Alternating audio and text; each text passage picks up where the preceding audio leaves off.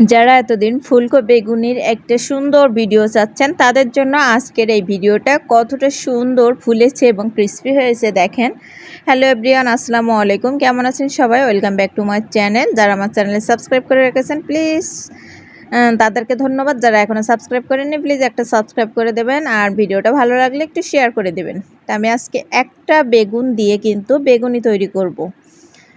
তো বেগুনগুলো আমি পাতলা করে কেটে নিয়েছি, মানে খুব পাতলা না বা পুরো না, এই যে পুরোটা দেখিয়ে দিচ্ছি। আর এটা ধুয়ে লবণ মাখিয়ে রেখে দিচ্ছি।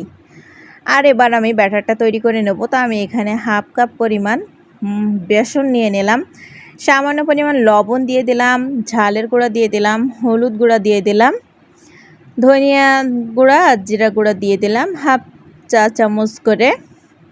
তারপরে দিয়ে দিলাম সিক্রেট যেটা, সেটা হচ্ছে ময়দা দিয়ে দিলাম এখানে 2 টেবিল চামচ। আর দিয়ে দিলাম সামান্য পরিমাণ বেকিং সোডা। তো তারপরে একটু আদা রসুন বাটা দিয়ে দিচ্ছি। দিয়ে আমি সবগুলো শুকনো উপকরণ কিন্তু ভালো করে মিক্সড করে নিচ্ছি। আর এই যে মিক্সড করা হয়ে গেলে আমি এখানে 1 কাপ পরিমাণ পানি নিয়েছি, নর্মাল পানি। তারপরে একটা মানে ব্যাটার তৈরি করে নেব। তো আমি অল্প অল্প করে পানি দিয়ে কিন্তু একটা সুন্দর ব্যাটার তৈরি করে নিচ্ছি, কারণ একসাথে পানি দিলে কিন্তু এটা পাতলা হয়ে যাবে। তো সেজন্য আমি অল্প অল্প করে পানি দিচ্ছি আর একটা ব্যাটার তৈরি করে নিচ্ছি। আর এই যে ঘনত্বটা ঠিক এমনই হবে, খুব বেশি ঘন বা পাতলা না, এই যে দেখেন এমনটাই ঘন হবে। তো তারপরে আমি এখানে একটু সয়াবিন তেল দিয়ে দিলাম। তেলটা অবশ্যই গরম হতে হবে, একটু গরম তেল দিয়ে এখানে আরেকটু ভালো করে আমি ব্যাটারটাকে নেড়ে চেড়ে রেখে দিচ্ছি। আর এদিকে আমি এবার সেই বেগুনিগুলো ভাজার পালা। তাই একটা করে বেগুনি বেসন ডুবিয়ে ডুবিয়ে আমি দিয়ে দিচ্ছি। আর দেখেন কতটা পারফেক্টলি ফুলে যাচ্ছে, আর দেওয়ার সাথে সাথেই কিন্তু ফুলছে।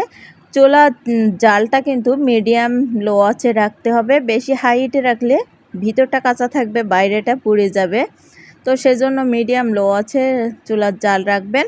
তো এভাবে করে কিন্তু আমি যে বেগুনিগুলো ভেজে নিচ্ছি। তো এক পিঠ যখন হয়ে গেল আমি অন্য পিঠটা ভেজে নিচ্ছি। এভাবে করে আমি একটু কালার করে ব্যাস আমি দিয়ে দিচ্ছি। আর এই যে দেখেন কতটা পারফেক্ট হয়েছে ব্যাটারটা, বেগুনি দিচ্ছি কিন্তু খুব সুন্দর হচ্ছে।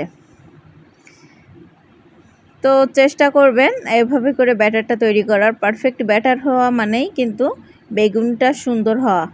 তো বেগুনি সুন্দর করতে গেলে ব্যাটারের উপর গুরুত্ব দিতে হবে। তো আমি সবগুলো বেগুনি কিন্তু এভাবে ভেজে নিচ্ছি। আর এই যে আমার একটা বেগুনি এতগুলো, মানে 1 গামলা বেগুনি হয়েছে। আপনারা পরিমাণ কম বেশি করে নিতে পারেন। তো কতটা পারফেক্টলি বেগুনি হয়েছে আমার এই রেসিপিটা অবশ্যই দেখবেন আমার এই ভিডিওটা। আর ভালো লাগলে শেয়ার করে দেবেন, সাবস্ক্রাইব করে দেবেন চ্যানেলটা, কমেন্টে জানাবেন কেমন হয়েছে। আর বাসায় একদিন এভাবে তৈরি করবেন। আল্লাহ হাফেজ।